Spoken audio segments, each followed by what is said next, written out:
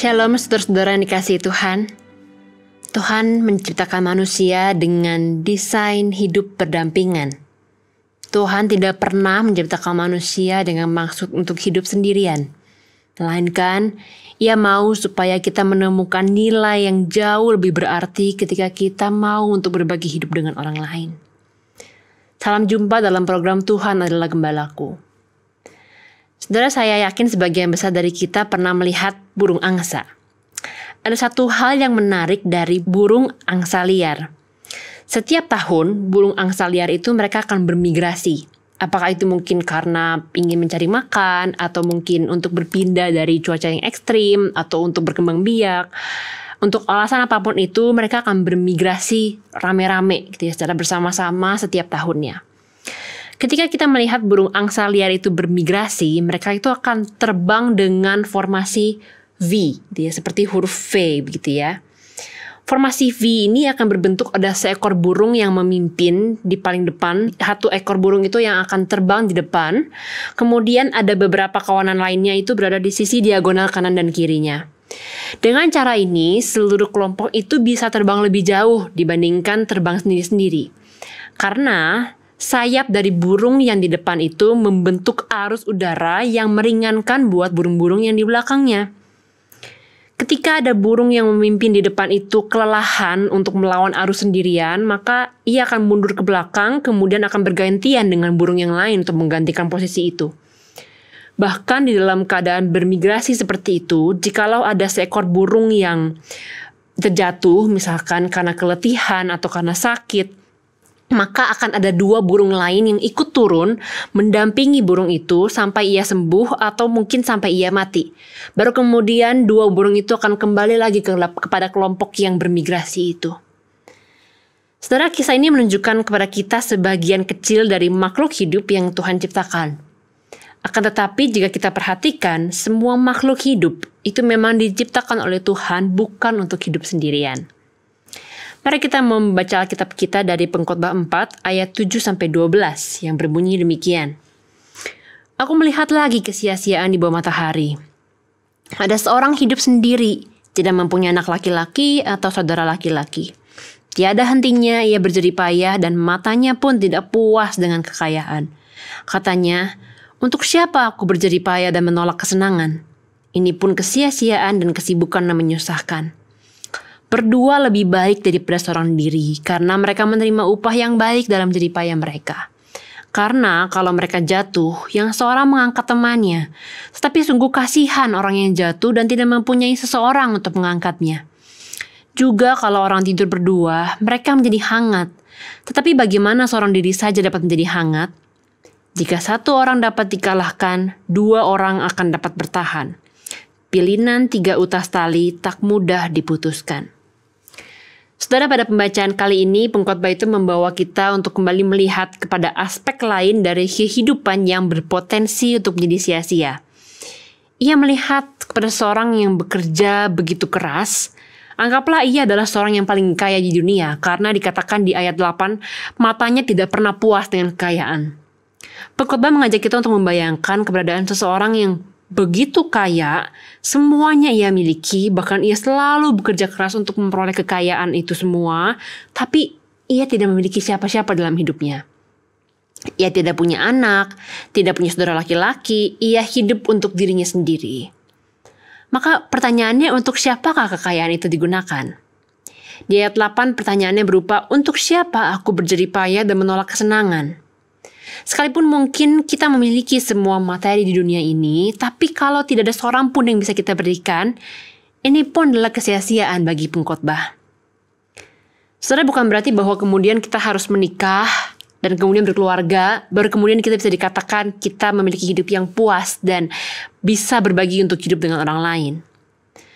Tapi kalau kita hidup hanya untuk diri sendiri, segala kekayaan yang kita peroleh hanya disimpan untuk diri sendiri, maka apa gunanya semua itu? Pengkhotbah itu sedang mengatakan pada kita bahwa ketika kita hidup itu hanya memikirkan diri kita sendiri saja dan segala sesuatunya untuk diri kita sendiri, cenderung kita tuh tidak bisa menemukan kebahagiaan di sana. Di sini terlihat dengan jelas ketika pengkhotbah itu melanjutkan di ayat 9 dengan mengatakan bahwa 2 orang itu lebih baik daripada seorang diri. Bahkan di ayat 12b dikatakan pilihan 3 utas tali tak mudah diputuskan. Maksudnya adalah tali dari 1 helai itu akan mudah putus. Tapi tali yang dipilih dari 3 helai itu akan lebih sulit untuk diputuskan.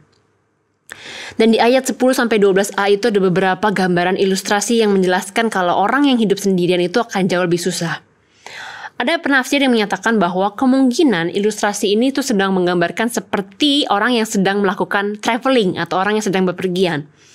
Di ayat 10 itu mengilustrasikan jikalau di dalam perjalanan ada seseorang yang pergi sendirian kemudian ia jatuh, maka ia tidak memiliki siapa-siapa untuk menolongnya.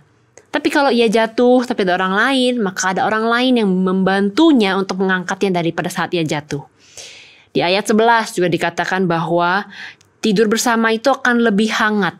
Ini menggambarkan dengan konteks pada waktu itu, wisatawan yang berpergian di Israel, kalau sedang melewati malam pada musim dingin, mereka itu tidurnya berdempetan, supaya bisa menimbulkan kehangatan di tengah-tengah malam yang dingin. Juga di ayat 12a itu menggambarkan konteks jika di dalam perjalanan disergap oleh bandit atau perampok, kalau orang itu sendirian, maka ia akan lebih mudah dikalahkan daripada jika ada orang yang membantunya. Kalau ada 2 orang, maka akan lebih bertahan menghadapi situasi tersebut. Saudara, sekali lagi, bukan berarti bahwa pengkhotbah sedang menganjurkan dan mendorong kita untuk hidup berkeluarga. Tapi Tuhan itu tidak pernah menciptakan kita itu sebagai seorang diri. Tetapi Tuhan menciptakan kita itu untuk hidup berdampingan, saling membantu, saling menopang satu dengan yang lainnya. Apakah itu mungkin dengan keluarga kita, dengan sahabat kita, atau mungkin dengan teman-teman kita. Setelah di dalam perjalanan kehidupan kita, kalau kita mengaitkannya dengan gambaran ilustrasi yang tadi tentang perjalanan, di dalam perjalanan kehidupan kita pun kita bisa menjumpai yang namanya persoalan, kesedihan, ancaman, dan kita perlu orang lain untuk membantu kita melewati semuanya itu. Bahkan, jikalau memang kita tidak memiliki siapa-siapa dalam dunia ini, misalkan kita sudah ditinggalkan oleh orang tua kita tidak memiliki teman yang terdekat misalkan, atau kita benar-benar hidup sendirian di dunia ini. Tapi Tuhan itu tidak pernah bermaksud untuk kita itu hidup sendirian di dunia ini. Tetapi bersama dengan Tuhan, yang setia menyertai dan menolong kita dalam segala keadaan. Oleh karena itu, saudara, perenungan hari ini membawa kita untuk merefleksikan kembali satu hal.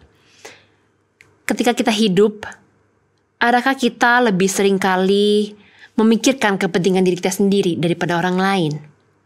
Bagaimana relasi kita dengan keluarga kita atau sahabat kita? Kapankah terakhir kali kita benar-benar meluangkan tenaga, waktu, dan uang kita bahkan untuk orang-orang yang kita kasihi, untuk keluarga atau teman-teman kita? Saudara, jikalau saudara masih mengingat ilustrasi yang kemarin dijelaskan oleh pengkhotbah 4 ayat 6 dari renungan kita yang kemarin, bahwa segenggam ketenangan itu lebih baik daripada 2 genggam jeripaya. Ketika kita menggunakan 1 tangan untuk bekerja bagi diri kita, maka kita menggunakan genggaman yang lainnya untuk belajar hidup memberikan kepada orang lain. Saudara, biarlah perenungan hari ini membentuk kita kembali untuk hidup bagi orang lain, bukan hanya bagi diri kita sendiri. Dan biarlah Roh Kudus yang terus mengingatkan kita. Mari kita berdoa. Tuhan, kami berterima kasih karena Engkau menciptakan kami bukan sebagai manusia yang seharusnya hidup sendirian.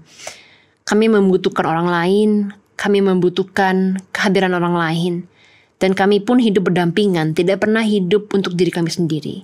Jikalau kami masih sering kali hidup untuk diri kami sendiri, mungkin sebagian besar dari kami lebih banyak menjumpai kesusahan, keletihan, dan ketidakpuasan. Namun Tuhan, ketika kami belajar untuk hidup berbagi dengan orang lain, maka disitulah bisa terletak kepuasan dan kebahagiaan kami. Tuhan, tolong kami agar kami boleh terus menyadari akan kehadiran orang-orang di sekitar kami, dan kami belajar untuk berbagi hidup dengan mereka dan hidup berdampingan untuk memuliakan nama Tuhan. Terima kasih Tuhan, inilah doa kami. Hanya dalam nama Tuhan Yesus kami berdoa mengucap syukur. Amin.